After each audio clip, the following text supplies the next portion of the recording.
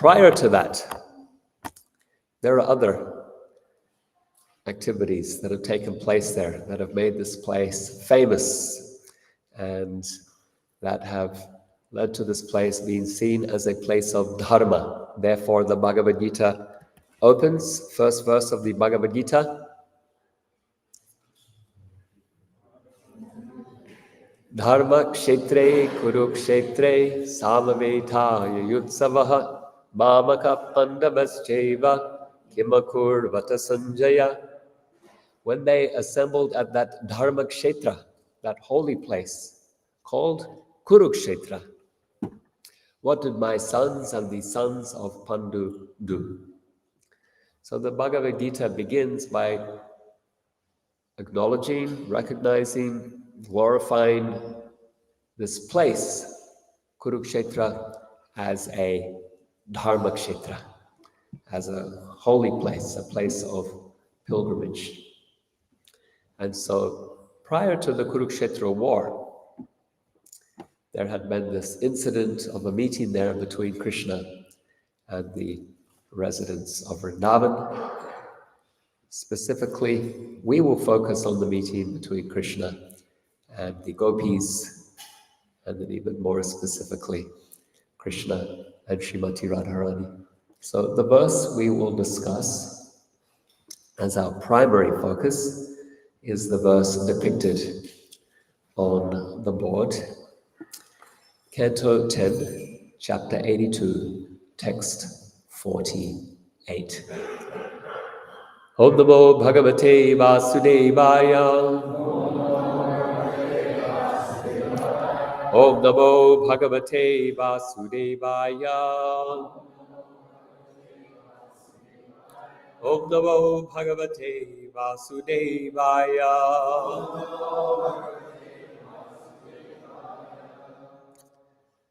Ahuschate nalinanaba pararavindam.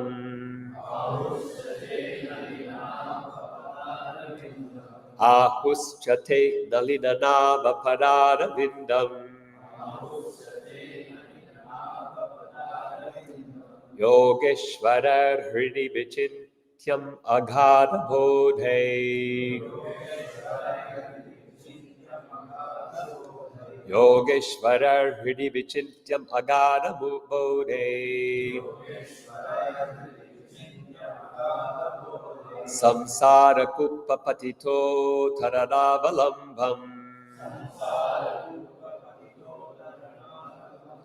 Samsara kupa patito taranavalam. Yeham jusham apimanas yudiyat sadana. Yeham jusam apimanas yudiyat sadana.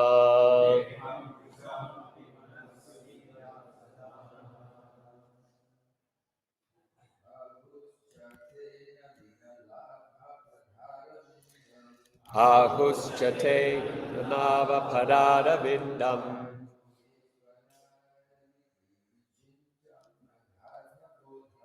Yogeshwara hridi vichintya magada bodhe.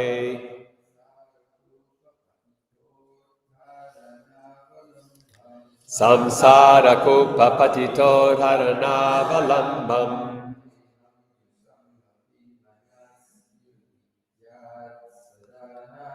Geham jusam apimanas yudiyat sadana.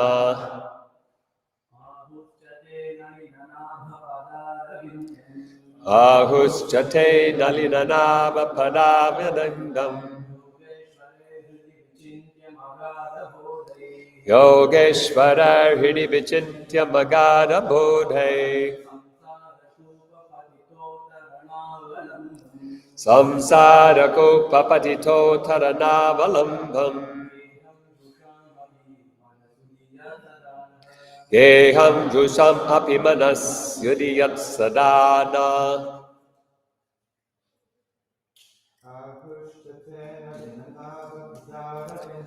Ahuschate nalinanava padaravindam.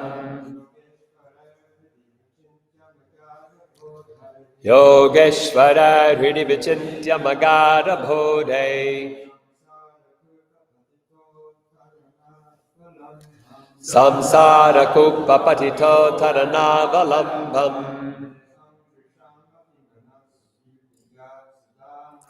Yeham Yusham Apimanas Siddhiyat Patsadana. Ladies.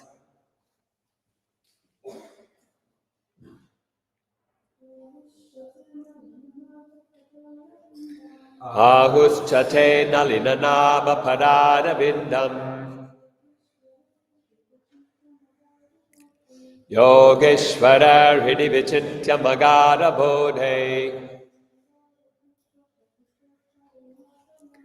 Samsara Kupa Patito Taranavalam Yeham Jusham Apimanas Siddhiyat Sadana.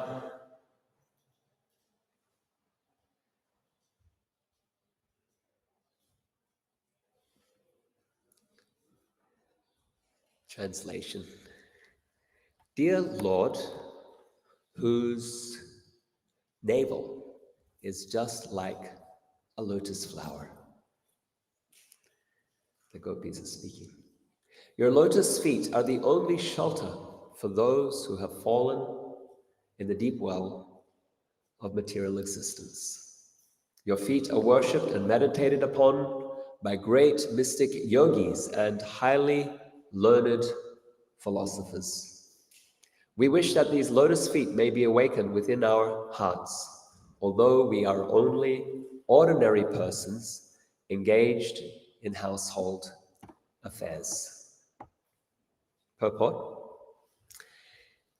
The translation and word meanings for this verse are taken from Srila Prabhupada's English rendering of Sri Chaitanya Charitamrita Madhya 181, where this verse is quoted. Revealing the jealous mood of the gopi, in which the gopis spoke these deceptively reverential words, Srila Vishwanath Chakravarti Thakur gives their statements as follows. So Vishwanath Chakravarti Thakur is here revealing an inner meaning, a hidden meaning, less reverential than the one we just read.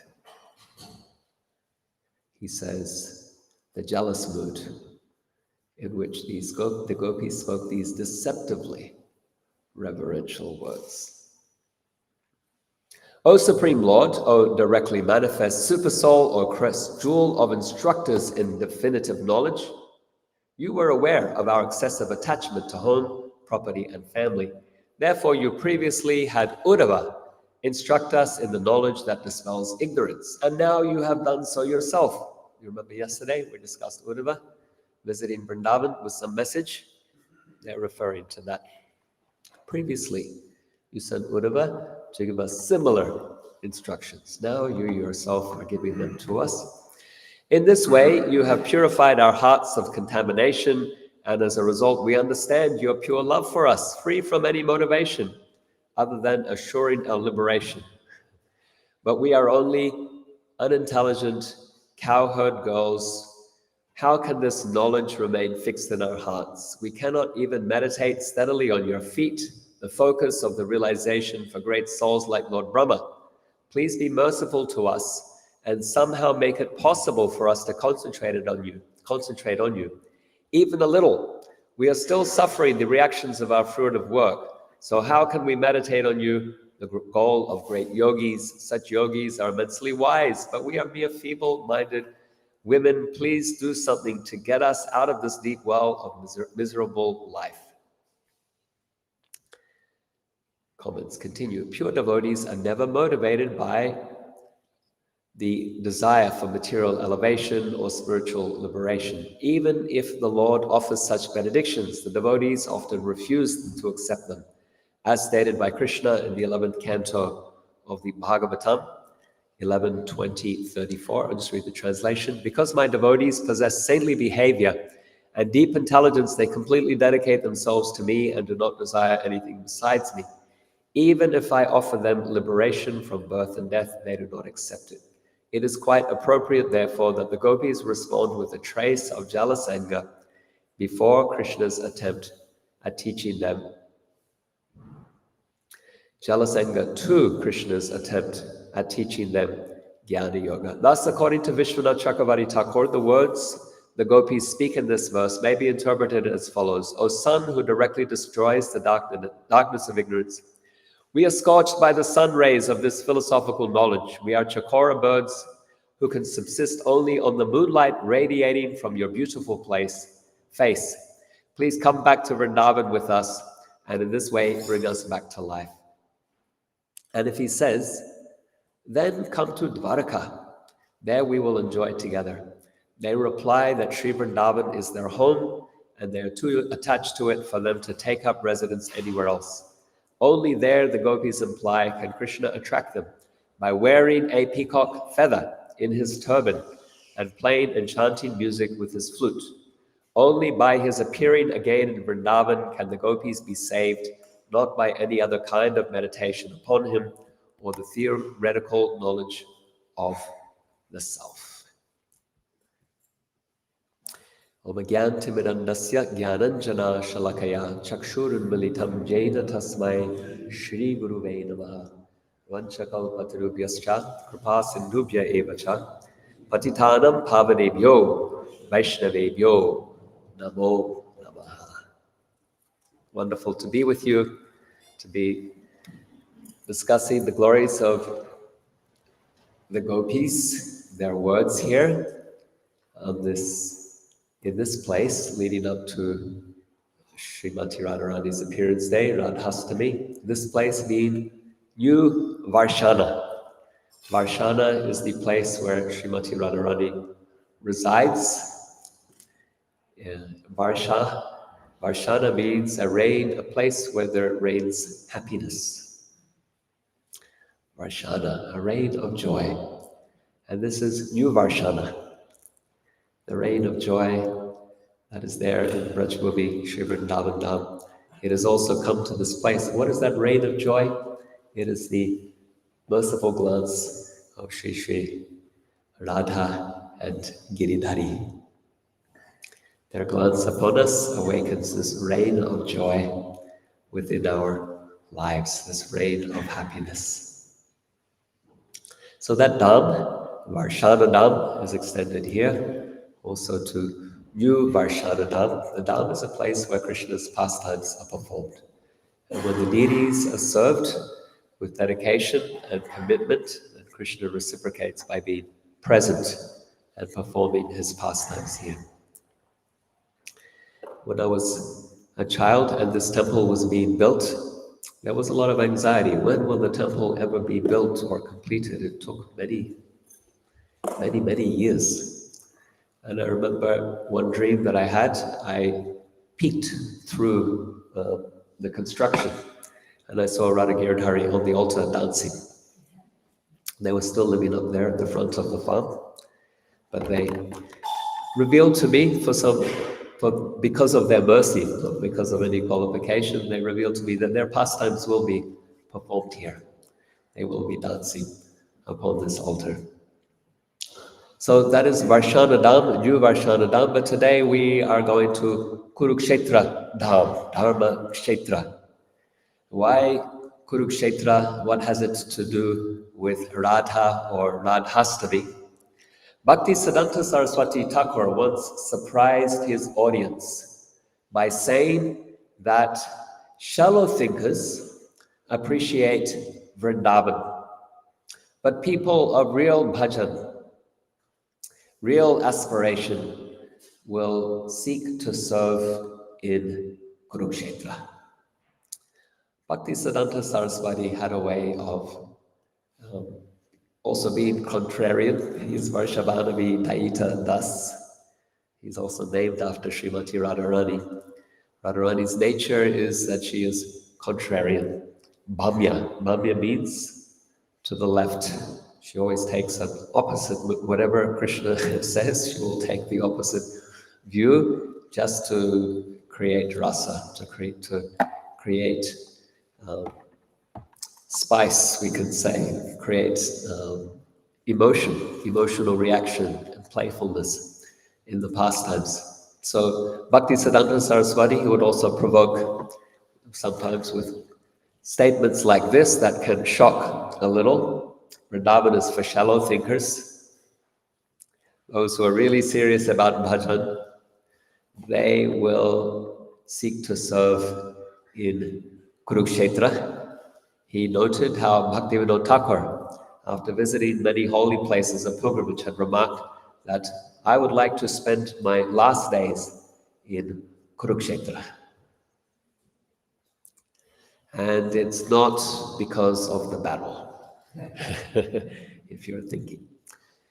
Maybe Bhagavad Gita preaching, that's why they're preachers. It's not because of the battle. Something else that they had in mind with these statements. Any thoughts, any insights what this might be? Why is Kuruksetra a place for people with real aspiration for service? Yes, Krishna. Radha is a place of the intense feeling separation. Yeah, because it is a place of very intense separation, a place of very intense viraha, even more intense than in Vrindavan. In Vrindavan, there is viraha and there is sambhog. Vipralamba, sambhog. This creates dynamic in the pastimes, meetings and separations, meetings, separation. And this dynamic makes the pastimes always very exciting and dynamic. Even our Mahamantra, we say Hare Krishna, Radha and Krishna are meeting. And then we say Krishna, Krishna. He's on his own. Hare, Hare. And she is on her own. And then we say Hare Rama, and again they are brought together. So this Sambhog and Vipralamba, or union and separation, it creates dynamic in the pastimes. And Viraha, specifically, therefore, is glorified by the devotees. Those who are, what did he say? Those with real aspiration to serve. Because in the separation, then there is intense need as well. Krishna wants to be reunited with Radha. Radha wants to be reunited with Krishna. And there is, when there is a problem, there is an opportunity. When in business, when a customer has a problem, there's your opportunity to really shine and make a lasting impression, a lifelong customer, by going above and beyond to resolve their problem for them. So there, Radha has a problem, Krishna has a problem. And so when the need is greatest, the opportunity to serve and to become dear, endear oneself through service is a great opportunity. Therefore, Bhaktivinoda Thakur, Bhaktisiddhanta Saraswati have made these statements about Kuruksetra, where the need is greatest. Therefore, Chaitanya Mahaprabhu is meditating on Ratha Yatra. He's meditating on these points, these concerns, these feelings, these sentiments in the Ratha Yatra. So we will come back to that. We'll return to these questions. Sukadeva Goswami says that the gopis spoke this verse. When we read Chaitanya Mahaprabhu's activities at Ratha Yatra, we will see that he speaks this verse in the voice of Srimati Radharani. He meditates on this verse. He expands on it in the voice of Srimati Radharani, expressing Radharani's concerns and feelings and needs. It gives us a sense that this verse is spoken by Srimati Radharani herself. But to understand this verse more deeply, we need more context. And so we can reflect on this chapter as a whole. This verse is the final verse in chapter 82 of the 10th canto of the Bhagavatam. So verse 48, there are 47 verses that precede it that provide the context for this response. And that context involves the Yadus, Krishna's family and associates in Dwarka, deciding to go to Kuruksetra. It involves the Brajvasis also deciding to go to Kuruksetra at the same time. And then that sets up a context where Krishna meets with the gopis. And so we can discuss all of that, and then how Chaitanya Mahaprabhu explores this. He goes deep into this verse and brings out its subtle meanings. So let's begin with that journey then. Once, while Krishna was living in Dwarka, there was to be a solar eclipse. And the eclipses in Vedic culture are considered inauspicious.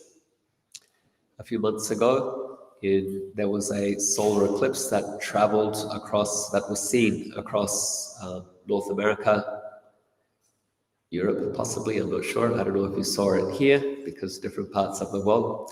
And so people were traveling from different parts of North America to be in the line of the eclipse so that they could see it. In Vedic culture, they also travel because if the line of the eclipse is such that it will be passing over them, but not to see it, but to be in a holy place during the period of the eclipse passing by, to mitigate the negative, inauspicious effect. So I was in New York when the eclipse passed by, and everyone came out onto the streets, looking up. They had special glasses to see the eclipse. I saw one man. I was passing on my way home. I saw one man, he had 3 pairs of sunglasses. He was trying to, I said, does that work for you? He says, no, I can't see anything. You need special glasses actually to be able to see it properly. So the Yadus, they make their way to this Dharma Kshetra called Kuruksetra to take shelter during the time of the total eclipse. Again, why Kuruksetra? It was a holy place, and specifically Sukadeva Goswami mentions how previously Parashuram, an incarnation of Krishna, had performed sacrifices there. Parashuram, he is a Brahmana, Bhargava, but then he is acting like a Kshatriya with his axe. He's punishing the miscreant kings. And so 21 generations of kings were killed by Parashuram, and lots of blood. And so he, acting as an ordinary person, he wanted to atone. And he performed sacrifices at Kuruksetra. And because of the greatness of the sacrifice also, this place has been made great.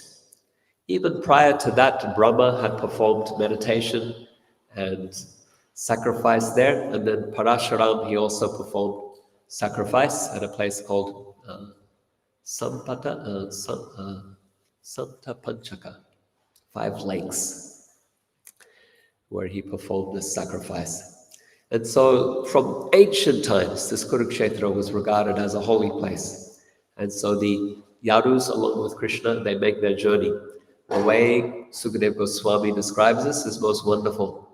He says they traveled with their chariots that rivaled the aeroplanes in the heavens. And because they're a powerful Kshatriya family, a royal family. And so many chariots are moving, and they look like spaceships. Sometimes people see the Rath Yatra card. They say it looks like a transcendental spacecraft gliding through the fields. And so imagine the Yadu's chariots gliding along the road. Look very majestic, very powerful. And then Sukadeva Goswami says their horses are also moving with a rhythmic gait. So you can see all in unison how the horses are moving.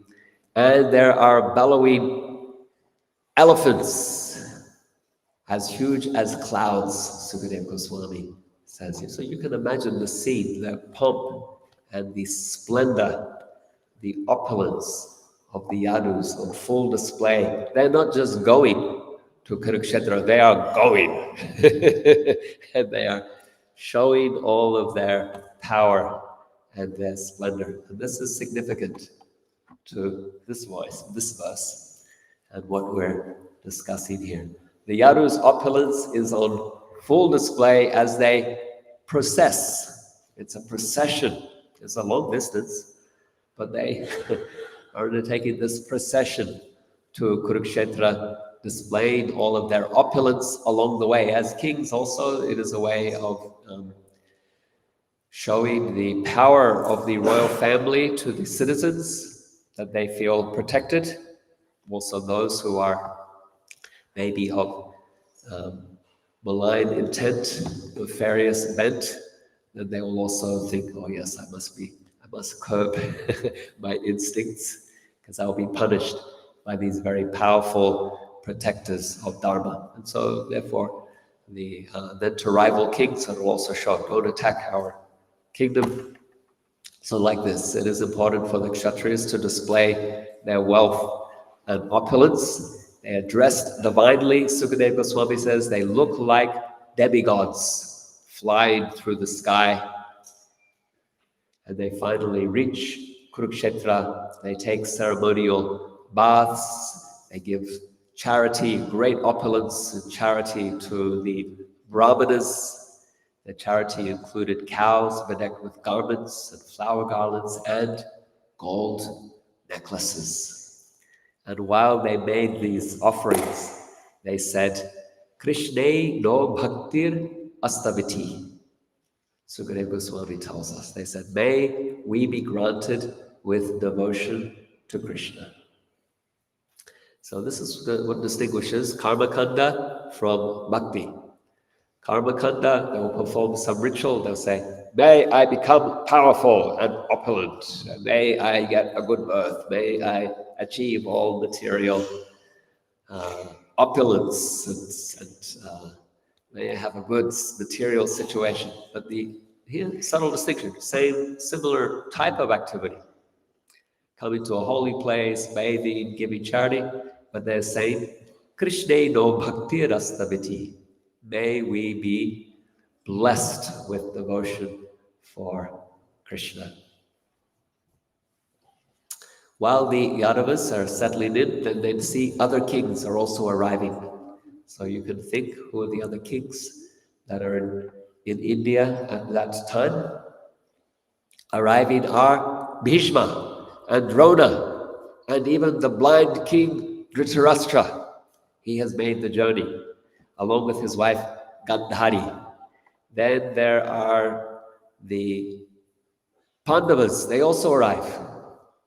Bhima, Arjuna, Nakul, Sahadev, Yudhisthira Maharaj. Then there are, along with their Draupadi, their mother Kunti also comes. So it is a very significant event. All the great kings of the earth, in fact, have the same idea. Let's go to Kuruksetra during the time of this eclipse. So we can think, just reflect here about the significance of holy places. They bring us together. They create Sangha. They create association, festivals like Janmashtami and Radhastami and Rath Yatra. They bring us together. And these are very important occasions. They punctuate the year for us and give us opportunity to pause, go get out of our routine, the ordinary, the day-to-day, and to be more focused in our spiritual activity. And so we see that here, how this event, inauspicious event, being made auspicious by this pilgrimage to the holy place of Kuruksetra and the performance of auspicious activities. And it is also creating Sangha. Now, the Brajbasis in Vrindavan, they heard that Krishna was going to be in Kuruksetra along with all the Yadus. And so on receiving this news, Sukadeva Goswami said, Nanda Maharaj and all the Brajbasis, they loaded their possessions onto their wagons and started making the journey to Kuruksetra. So you can imagine the scene as well. There's a contrast between the journey of the Yadus with their chariots that look like vimanas, space vehicles, with all of their soldiers and their horses moving with a synchronized gait, elephants that look like clouds. And then there are these villages, they are coming with their wagons, bullock carts, and they will be singing folk songs. They will be singing about Krishna, but they are village people. Nanda Maharaj is described as a king, but he's the king of the cowherds. And so, yes, he's opulent, but he doesn't have the opulence of the Kshatriyas, like the Yadus and the Vrishnis and the Kurus, and so on. And so the Brajbasis, they arrive in Kuruksetra, and it is a happy meeting of friends. There is a kinship between the Brajbasis and specifically the Yadus, because the Yadus traditionally, historically, they don't live in Dwarka, they live in Mathura. Yeah, thank you. I don't know who said that, but that is the correct answer. They live in Mathura. So Mathura is right next to Vrindavan. Basically, they are the kings of the Brajbasis, and they have close connections. Nanda Maharaj often has to go to Mathura for business, we can say. He has to go to the city. He will bring tribute for the king. At one point it was Kamsa, otherwise Ugrasen Maharaj. But that is a historical relationship that is there between the Brajbasis and the village people and the Yadus residing in Mathura. Of course, here they're coming from Dwarka. Why? Because they had to move. Krishna moved them to protect them from Jarasandha and others who were attacking Mathura. And so after 18 attacks from Jarasandha, and then combined with another attack by Kalyavana, then Krishna said, okay, let's just move everyone. He created a city in the sea, that is Dwaraka. Otherwise, the Yadus, they reside in Mathura. So there are relationships, they know each other. When the Brajbasis arrive at Kuruksetra, the Yadus are very happy to receive them and greet them. People are crying tears of affection. They're embracing one another. Nanda Maharaj, he's received warmly in the embrace of Vasudeva. They are friends. When we read Bhagavatam, we learn how Vasudeva he's been told by Krishna to leave him in the home of Nanda. But even so, prior to that, they were close friends. And Nanda Maharaj had received counsel from Vasudeva. You quickly go back to Vrindavan. There are bad things happening. You go back and look after your son, my son. Look after your son. And so when they met at Kuruksetra, this is a very happy reunion. Vasudeva embracing Nanda Maharaj, Devaki embracing Yasoda, and they thank them. Thank you so much. You looked after our boy when we were in jail. You raised him as your own. They're crying tears of love and affection. What about Krishna and Balaram meeting Nanda and Yasoda again? They have been raised in Vrindavan by these most loving parents, Nanda and Yasoda. Now they haven't seen them for quite some years. They're living distant Dvaraka. So there's this reunion, Mother Yasoda, Nanda Maharaj embracing Krishna,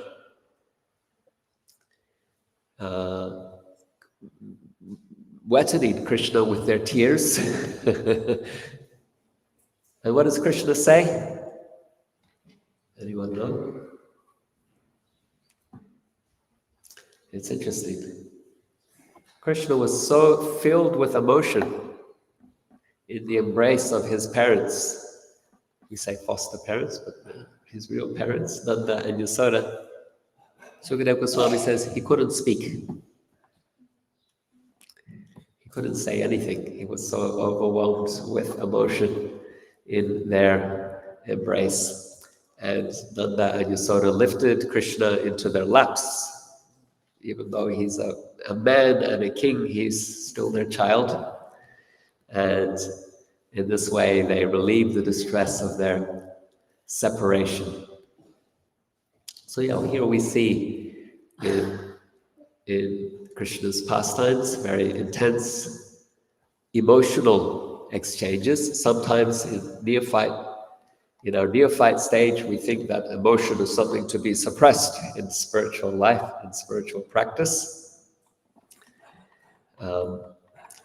We must be rigid and austere and not show any emotion, be purely rational in all that we do. But here we see Krishna's pastimes are full of emotion and love and affection. And when you read Chaitanya Charitamrita, I was reading it, I went through it again last year, and one of the things that struck me was how frequently Lord Chaitanya embraced his devotees. Over and over, not just his devotees, common people that he meets while traveling, he's embracing everyone. And so you see Chaitanya Mahaprabhu is full of affection and love, and he's sharing that with his warm and loving embrace. And so Vaishnavas are personalists. They are full of love and compassion. So Vaishnavism is not about suppressing emotion or personality, personalism, relationships. Rather, these are expressed in a profound way. So let's go to then this, we've discussed the journey of the Yadus, the journey of the Brajbasis, the initial meeting of the Yadus and the Brajbasis. But there is one meeting that we have yet to discuss, and that is Krishna's meeting with the gopis. They see Krishna from afar, and they're very happy, but also very pained. He doesn't look the same anymore. He doesn't have a turban. He doesn't have a peacock's feather. He doesn't have a flute. That cute cowherd boy that they knew from their youth, he's no more. He is a powerful king wearing a great crown.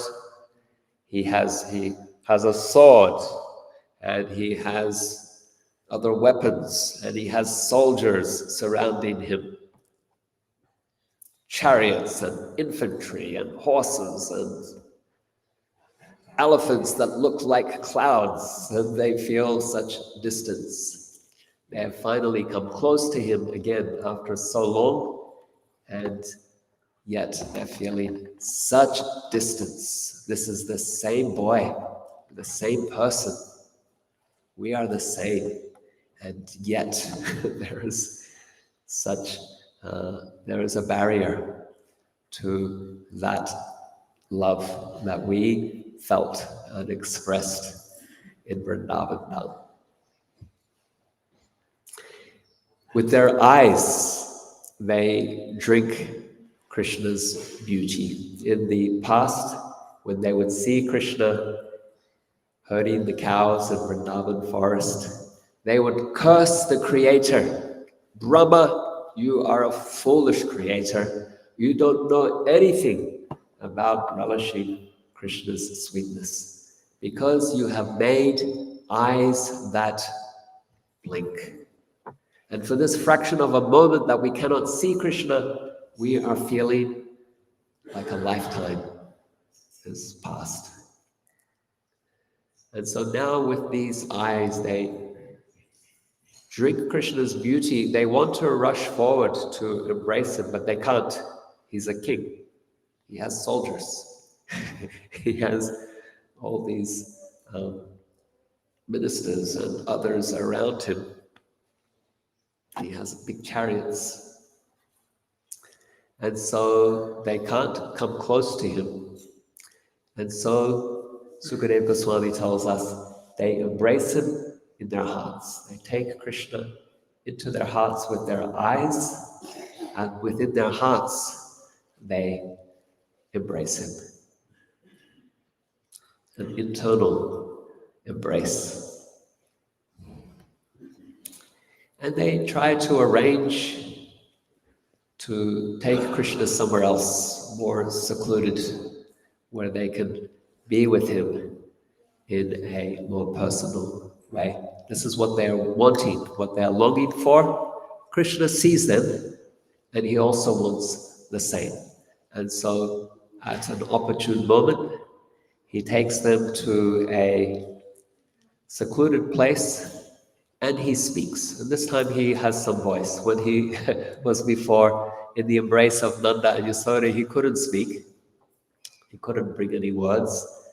But now he has had a little time to catch himself and his emotion. And so he seeks to console the gopis. He feels what they're feeling. And he wants to address this. And he says, "My dear gopis, do you still remember me?" "Of course we remember you. It was for the sake of my relatives that I stayed away so long, because there are many demoniac enemies that I have to protect them from. Maybe you think that I am ungrateful, and thus you hold me in contempt. Maybe that's what you're feeling." He says, "But it is the Supreme Lord himself who brings people together and separates them. Don't blame me. This is what happens in life. Just as the wind brings together clouds and blades of grass and wisps of cotton and particles of dust, only to scatter them again, in the same way, the Creator also brings people together and then again separates them." He tries to console them further. He says, "Actually, I am present everywhere. I am, as the Supreme Lord, I am in all things and all beings. And yogis, they're able to perceive me and always experience my presence in all things and all beings. Dear gopis, I am the beginning and end of all created beings. I exist within and without them. In this way, if you meditate on me, you'll always feel my presence and never be separated from me." So this is Krishna's way of trying to alleviate the pain of separation in the hearts of the gopis. And then we have their reply. We discussed it. We chanted it today. "Ahuschate nalinanama padanavindam Yogeshvarar hrini vichintya magana bodham Samsara kuppapatito taranavalampham Geham jusham apimanas yudiyat sadana."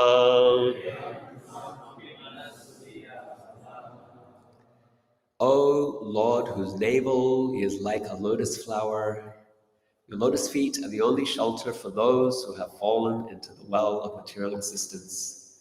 They're always meditated on by great mystic yogis. We wish that we may also always keep your feet within our hearts, because we are just, although we are just ordinary people engaged in household affairs.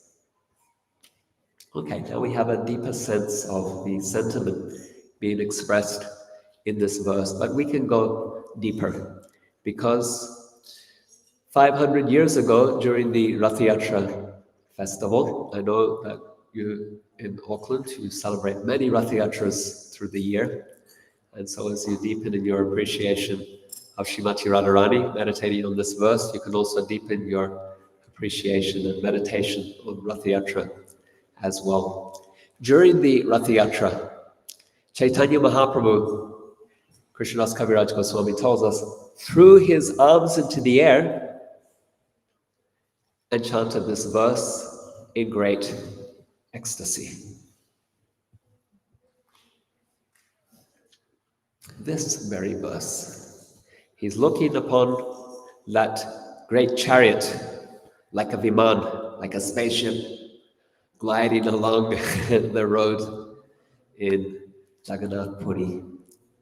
He sees those horses at the front of the chariot with their synchronized gait. He sees the king's elephants. And as he's pulling that chariot, this verse comes to his heart, and he throws his arms into the air and he expresses it, the feelings, the sentiment of Srimati Radharani and the gopis. And in doing so, he reveals a deeper meaning of this verse. Singing in the mood of Srimati Radharani at the Rath Yatra, he reveals 3 points that we can explore. One is that Srimati Radharani's heart is not different from Vrindavan. Another is that the simple love of the gopis is superior to the advanced knowledge and renunciation and meditation of yogis. And 3, that the apparent mundane affairs of the residents of Vrindavan are not at all mundane. They are the highest perfection of love for Krishna. So these are 3 points that come from this verse that Chaitanya Mahaprabhu mines like a miner brings out some jewels from the earth, reveals them, polishes them to reveal their beauty, their glory. And so in this verse, Chaitanya Mahaprabhu, he reveals that Radha is first glorifying Krishna's lotus feet. Krishna's lotus feet, and she wants them to be awakened in her heart. May those lotus feet be manifest in our hearts, although we are ordinary people attached to mundane activities. And that heart, where Radha wants Krishna to manifest his lotus feet, is no different from Vrindavan Dham. Her request is, come home. She says, you are the only shelter. If your lotus feet do not return to Vrindavan, then it will be difficult for us to maintain our lives. And why is this so important? Because Vrindavan is imbued with that sweetness that cannot be manifest elsewhere. Not in Mathura, not in Dwarka, not in Kuruksetra. In Vrindavan, Krishna is the cowherd with his peacock's feather and his flute.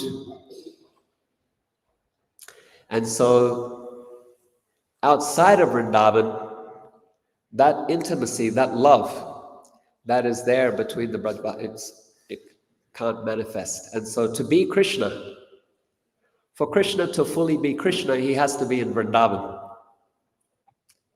He can't fully be himself elsewhere. Even you may have experienced this.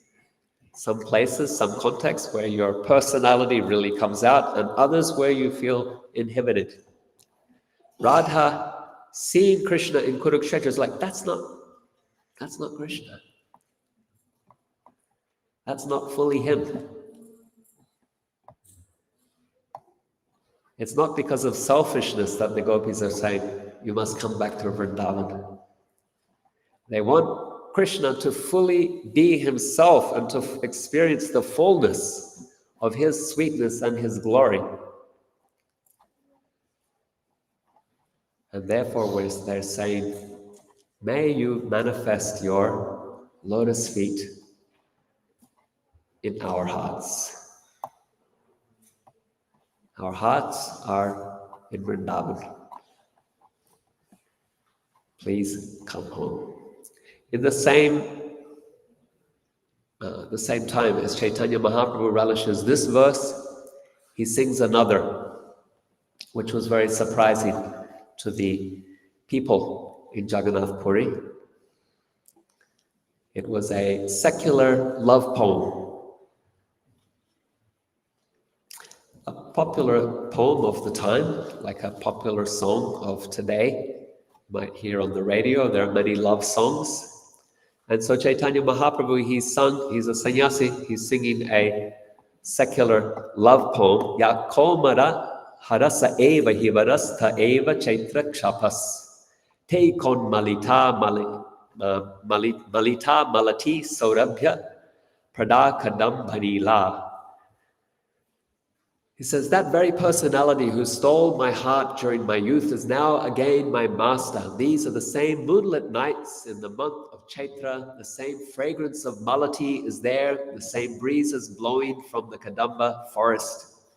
In our intimate relationship, I'm also the same lover, yet my mind is not happy here. I'm eager to go back to the place on the bank of the Reva under the Vetasi tree.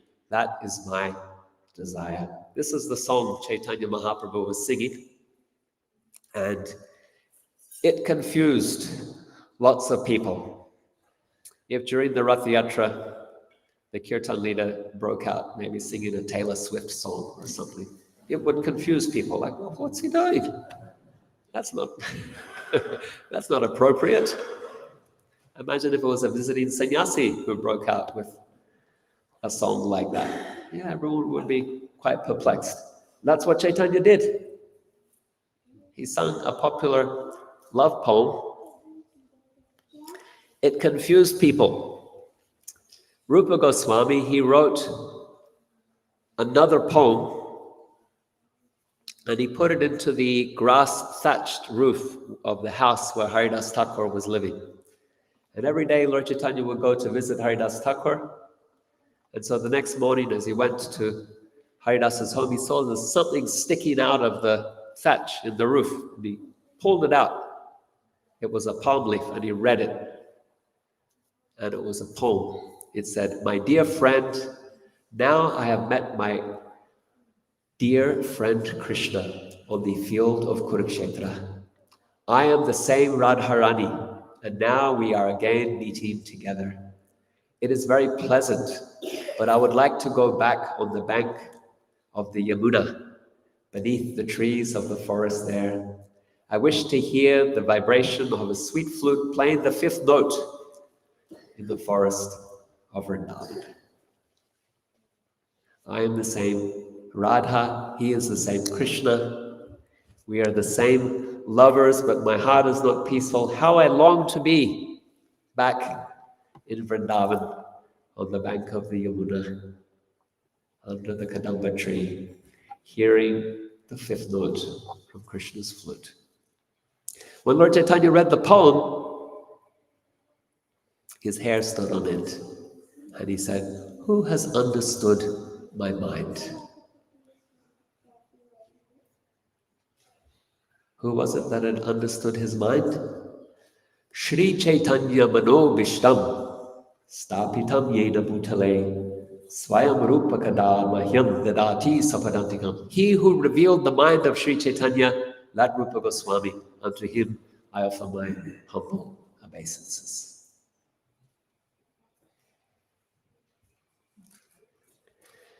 So, Radharani is saying, my heart is Vrindavan. I need Krishna to come back to Vrindavan. The second point was that the simple love of Radha and the gopis is superior to the advanced knowledge, renunciation, and meditation of the yogis. Chaitanya Mahaprabhu, he says, because they mentioned, you are speaking advanced philosophy, that we are just simple people. Your feet are worshipped and meditated upon by great mystic yogis and learned philosophers. We just wish that you would come back to Vrindavan. And so Radharani says from Chaitanya Mahaprabhu, exploring the meaning of this verse, he says, in the past you sent Uddhava to teach us jnana, speculative knowledge about mystic yoga and meditation. Now you yourself are speaking the same things. But my heart is Vrindavan, and I will not accept jnana yoga, dhyana yoga. I just want your love. So that is the glory of Radha and the gopis. They reject that which is aspired for by great mystics and yogis. So we don't want that.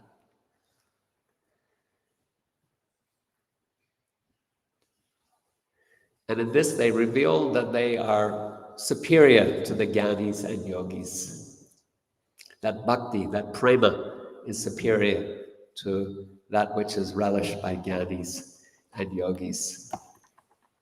Chaitanya Mahaprabhu reveals Radharani's heart, saying, teaching us about meditation is another kind of duplicity. When you instructed us to undergo mystic yoga, we were not satisfied. On the contrary, we become more angry with you. And that is one of Radharani's characteristics. She becomes angry with Krishna. Who can become angry with Krishna? Radha can. She tells him off. She punishes him. And Krishna relishes this very much. Her anger is most pleasing, particularly her jealous, possessive anger. Because you are mine, I have a right to be angry with you. That's how Radharani's feeling. No one else can attract or please or control Krishna in this way.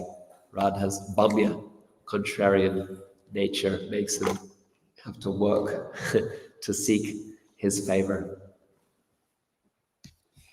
Okay, let's go to the third point, and that is the apparent mundane affairs of the residents of Vrindavan are not at all mundane. They conclude, Radharani concludes here by saying, we are just simple, what do we say? We wish, although we are just ordinary persons engaged in mundane household affairs. So Chaitanya Mahaprabhu explores this. He says, Radharani is saying, I will not withdraw my consciousness from you and engage it in material. I would like to withdraw my consciousness from you and engage it in household activities.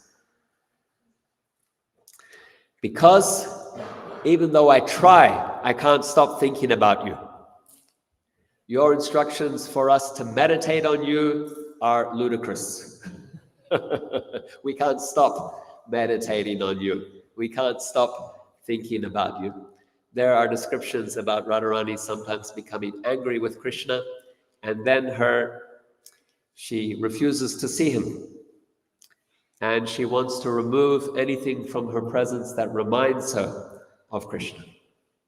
So she always wears a bluish sari. She likes to wear the blue sari. It reminds her of Krishna, but when she's angry, it's like, take this blue sari away. I don't want to see it. It reminds me of him. She wears dark mascara, kajal on her eyes. Take it off. And all the gopis have to remove their kajal. She has a friend named Shama Gopi. Shama Gopi is banished. She has his name. Despite all of her efforts, she can't stop thinking about Krishna. And Uddhava, Krishna's messenger, the great Jnani, he recognized the superiority of Radha's love and absorbed meditation that the jnanis can't even come close to achieving. And therefore, as we discussed yesterday, he prays to become a blade of grass that he might get the dust of the lotus feet of Radha and the gopis upon his head. Another point in referring to family, yes, we are just mundane people absorbed in mundane affairs. There is also, Lord Chaitanya says, there is a barb here. Radha's prodding Krishna. How could you have forgotten your mother and father? We're not like you, that you can easily forget and go away. We are just absorbed in household affairs, but you left your mother and father, Nanda and Yasoda. Have you forgotten Govardhan Hill? Have you forgotten the bank of the Yamuna River and the forest of Vrindavan? Have you forgotten your cows? Have you forgotten all the forest animals who love you? Have you forgotten the rasa dance? So then Radha is saying, I want you to come back. And in this she's saying, I don't care for my personal unhappiness. But when I see the sadness in the face of Mother Yasoda and Nanda Maharaj, and when I see the unhappiness of the residents of Vrindavan, heartbroken because of you, I wonder if you want to kill them with your mercilessness.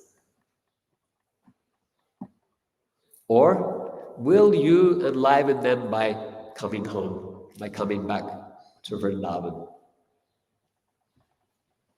The inhabitants of Vrindavan don't want to see you dressed like a king or a prince. We don't want to see you associated with warriors in a different country. We want you to return to Vrindavan to revive our lives. So what will be your decision? And so these are some of the points that Chaitanya Mahaprabhu brings out in meditating on this verse, and in doing so reveals to us something of the heart of Srimati Radharani, and gives us also a hint of why that is so. How she completely controls Krishna with her love. She binds Krishna up with her love. And our invitation from Srila Prabhupada and Chaitanya Mahaprabhu is to cultivate love in her wake, or to cultivate loving devotion for Krishna following this sentiment or mood. And in all of this, Bhaktisiddhanta Saraswati and Bhaktivinoda Thakur are hinting us or prodding us to look into these things and to explore these things by provocatively saying that Vrindavan is for shallow thinkers, that real bhajan can be performed in Kuruksetra. If you focus your attention there for a little while, if you bring your attention, your meditation, your interest to this place called Kuruksetra for a little while, you'll understand, what will be revealed to you is most profound and most wonderful. So this verse is very, very significant.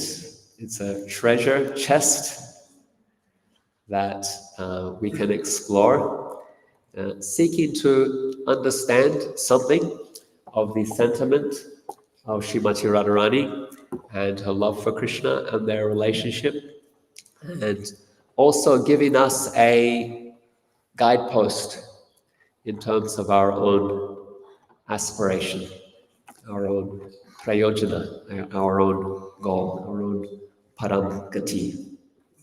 And when we dance in the Rath Yatra in particular, may these sentiments and thoughts and meditations come to your mind and heart.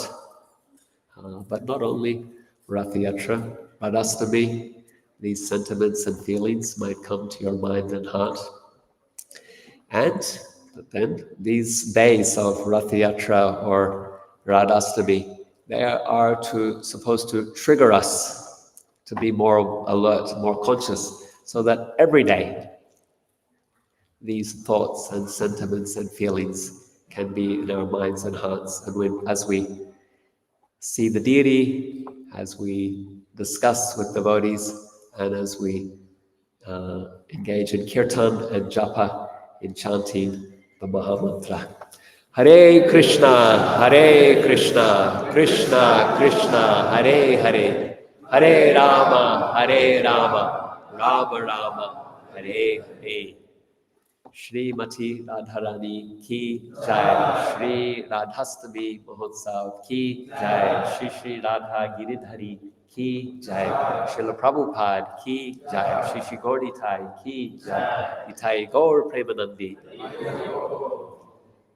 So I recognize I'm over time, so I won't take questions or comments, but if you want to speak to me afterwards, I'll stay around for a little bit and I'll address anything that you might want to ask. Thank you very much. Hare Krishna.